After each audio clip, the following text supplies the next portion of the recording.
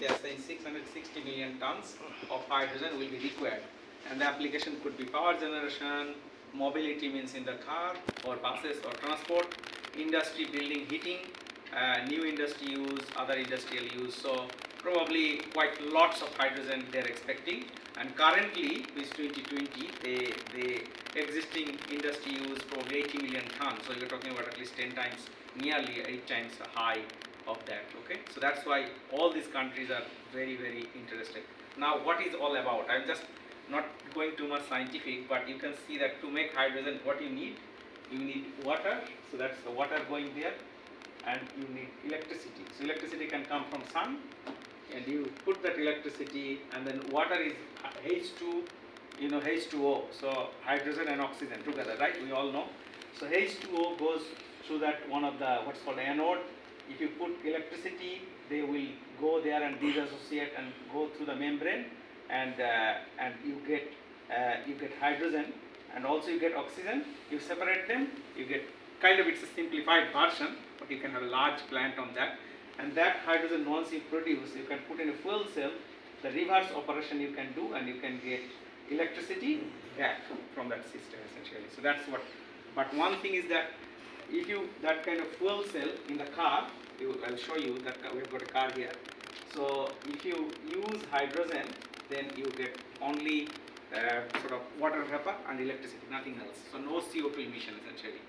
If electricity comes from say solar. So that's the one we are talking about. And you need lots of different kinds of minerals to make it large scale industry. So that's one thing. Second thing is that also I think we are working on this kind of system, and in Bangladesh or any country can think about depending on what they have got. So you have got solar energy, wind energy. That's the primary source of energy. You need energy, electricity for example. Then you put those, I showed that equipment is called electrolyzer. You get hydrogen and oxygen. So oxygen you can use for something. Hydrogen you can put in a reactor, and then you can make ammonia. From air you get nitrogen, and that ammonia can be exported in another country like in Japan, and we have got a technology to crack ammonia back to hydrogen so that we can use a fuel cell. Like all the petrol station can be hydrogen station, and you can make also fertilizer, refrigeration, and energy for other uses, etc. So this is the kind of big scenario we are talking about. But at the end of the day, yesterday I think we discussed about that various varieties of hydrogen depending on what is their carbon footprint, and we are talking about mostly green hydrogen. That will everybody is pushing for that, but we have got various mix or blends of hydrogen. We want the hydrogen production with least CO2 emission. And yesterday we talked about that's called blue hydrogen, which we saw in the Lator Valley. So if you know more, I think the best option, CSIRO, we have got that electrolyzer, which is hydrogen making equipment. That's one of the core research. Everyone is working on that. A lot of people are working on that. A lot of research, a lot of scientists, a lot of countries. And so that technology, our technology, in this lab, I'll show you probably in the afternoon. And so it's small kind of. So, but for experiment, you need a small equipment. The other equipment we have got. So when you got ammonia, if you can make ammonia, you can decompose, and there is a membrane. This is CSIRO technology again. This was a kind of breakthrough because that was not a lot of people could separate clean hydrogen from ammonia. So that we have shown. So if we say export ammonia to another country, you can easily get back hydrogen. That technology has been resolved. So these two technology you can say, and actually ammonia making technology we have got one. So three kind of technologies which I'll show you in the afternoon again. So these kind of three technologies came out of CSIRO, which is quite revolutionary, I would say. If we can make it commercial, it will change the world. And not only that, there is another ammonia making technology which Monash is working on. So, but these are the technological development need to be done. There are a lot of challenges also at the same time, but if we are successful, it will be really big job. What are the challenges you just mentioned? The challenges is I would say the cost. You have to reduce the cost. You have to scale the big. We need lots of plants, and also we need a lot of materials to make it. So like say minerals, special type of materials required to make this equipment. We need a lot of manufacturing plant for this, making those hydrogen technologies or ammonia technologies or ammonia separation technologies. Now, if you want to know more, I think these are the two resources we maintain. One is called high resource and another high research. So it is open, it is on the web. So if anyone want to know about hydrogen, what is happening in Australia, I think these are the best source. And in Australia, there is another organization called Australian Hydrogen Researcher Network. So that's also CSIRO kind of coordinates. So overall, if you just this is the website. If you Google high research and high resource, you will get everything about hydrogen in Australia and also global, some of the global information too.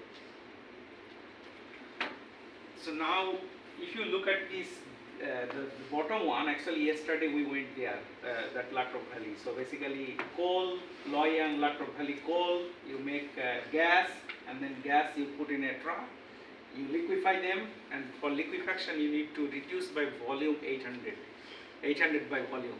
So 800 times you compress kind of, okay, during liquefaction, and it becomes liquid.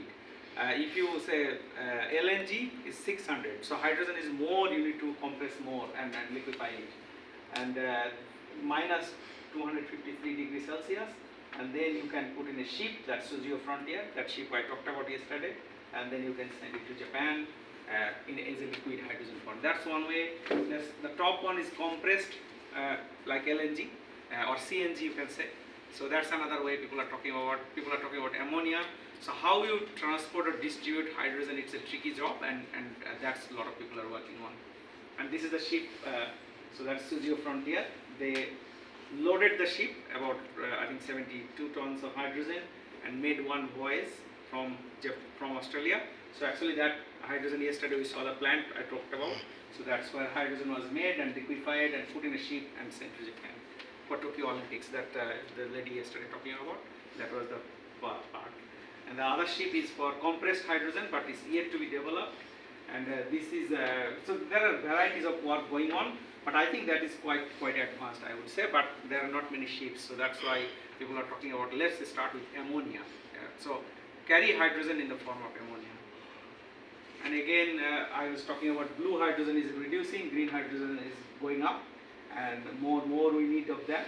And then you can compress it, you can put in a vehicle, we can use it in the gas pipeline line. That's a lot of project in Australia is trial going on, in Sydney, in Adelaide also, and you can use hydrogen in the industry like say steel making. So those are the various options. So once you convert electricity to hydrogen, you can do lots of things.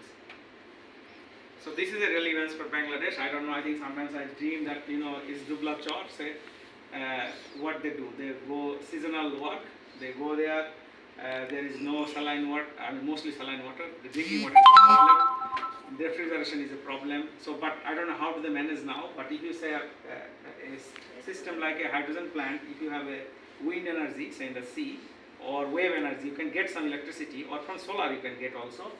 Then you convert to hydrogen, and then that can give you some energy for the whole year.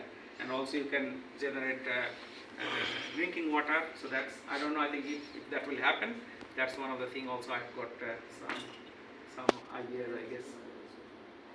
So I think the top one, it's a little bit, cannot show that, but Australia looks like will be exporting a lot of hydrogen around the world. And relatively cheap in Australian hydrogen. And then the bottom one is the CO2 emission. We need to talk about that because the whole objective is to reduce CO2. And then the car, a lot of electric car is being in Bangladesh. I don't know. I think electric car needs a lot of different kind of metal, and that's why recycling is important, like what Khairul and Rakibul is doing. I think, and that's why, because these different metals you need, the countries are working on critical minerals or critical metals, what they call, like our phones. We need special metals. Do we have those enough? And unless we recycle, we don't have enough. And how we use that one, that's another.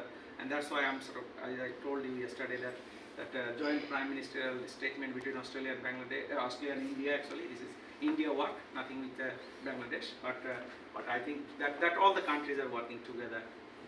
So I think maybe I'm just towards the end. So I think Saad, if you tell about what you are going to do, some understanding that Saad will be working on the hydrogen area, and then Masud Karim. Maybe Saad. Hello, I'm Saad Mohammed Soni.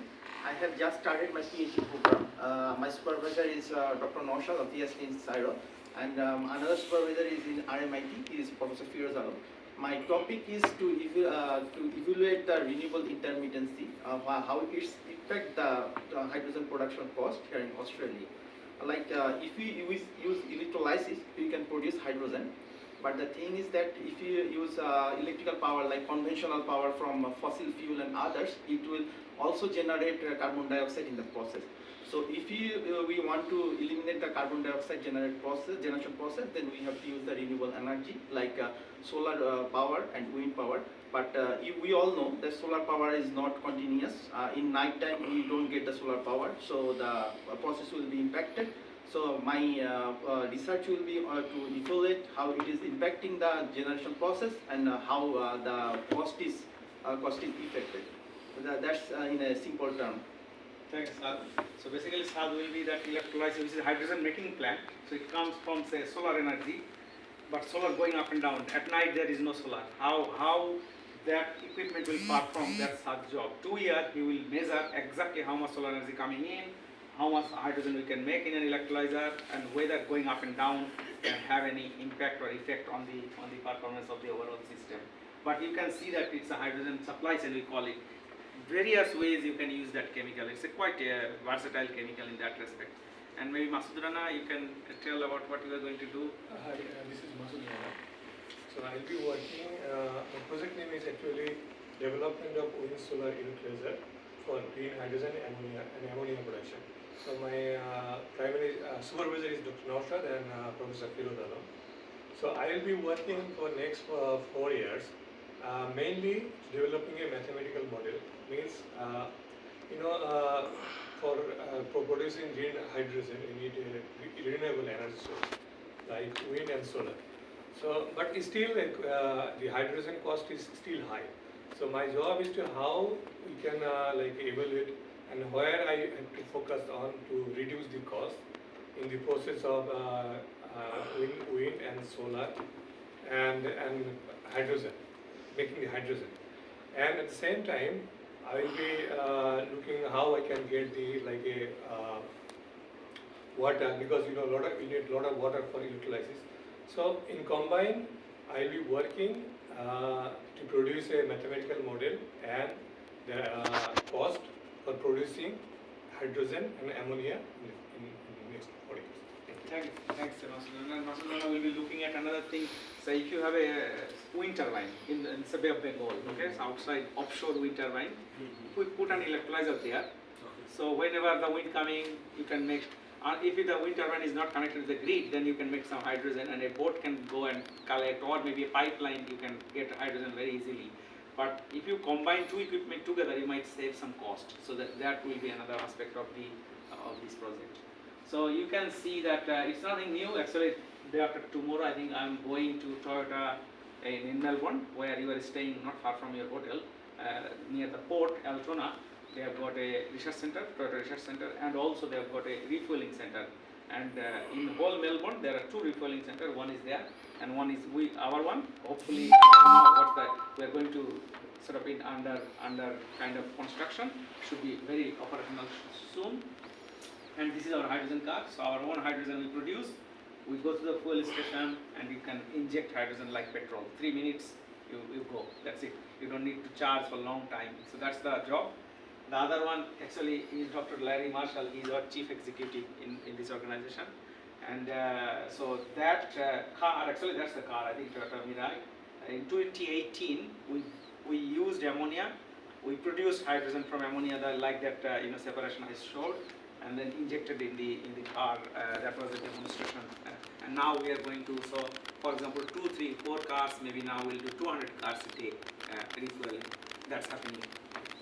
I think that's probably I want to cover, and actually that's all these people are senior people in Australia, did a lot of work for hydrogen industry, and also one of the ministers previously in government. So now I want to highlight this thing for you, what you can do for us. Okay, so you said that you are diplomatic correspondent, you deal with the diplomats, particularly the Australian High Commission sent you, and if you want to go back, that what you can do. So you can see DFAT has got a lot of foundation and council, and they call it institutes. Okay, So, for example, Australia-India Council, Australia-India Institute, Indonesian Institute, Australia-Japan Foundation, Australia-Korea Foundation. Can we do something like Australia-Bangladesh Foundation or Australia-Bangladesh Council? But who will do that? This is Australian government activity actually, and fund comes from Australian government. So, but that has to be requested by say Bangladesh maybe, or that has to be, Australia has to think about that. If the relationship is serious, then maybe that kind of thing you can recommend. এটা Australia India council ওনারা শুধু কি জ্বালানির ক্ষেত্রেই কোঅপারেটগুলো করে নাকি অন্যান্য Lots of say even bringing people to people relation. I think that's I think I should have probably that is got whole objective to develop relation between countries. So even artists, even journalists, anyone they bring scientists, they bring a short project, say 1 month they can stay together or do something. So that's what I think probably another step we can think about, or at least we can suggest these are the ways other country relationships have been developed. Okay. Good idea. If you can give some like the slide, yeah, Sure. so that I can show it to. So this is I can send you some information about that. This is just from DFAT website. Okay, that's open publicly. So I think in general, so a lot of work I said using science for diplomacy, science for development.